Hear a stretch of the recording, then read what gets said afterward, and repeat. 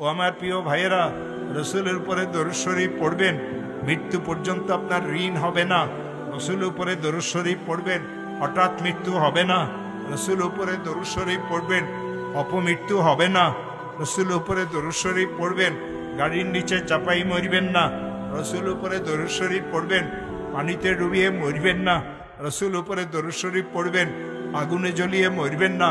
যারা দরুদের উপরে আমল করে, আল্লাহর রহমতের চাদর দিয়ে তাকে ঢাকিয়ে রাখেন। কেউ যদি একবার দরুদ শরীফ পড়েন, আল্লাহ রসুল ইরশাদ করেছেন সাল্লাল্লাহু আলাইহি আশারা, আল্লাহ তার উপরে 10 বার রহমত নাজিল করেন।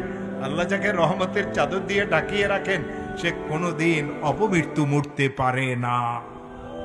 দুরারোগ্য ব্যাধিতে সে পড়বে না, বিপদগ্রস্ত সে হবে না, দুশ্মন তার কোনো ক্ষতি করতে পারবে না, মিথ্যা মামলা মকদ্দমাতে সে পড়বে না। আজকের থেকে সকাল বিকাল সন্ধ্যা আল্লাহ রসুল উপরে দরুদ শরীফ পড়া শুরু করেন।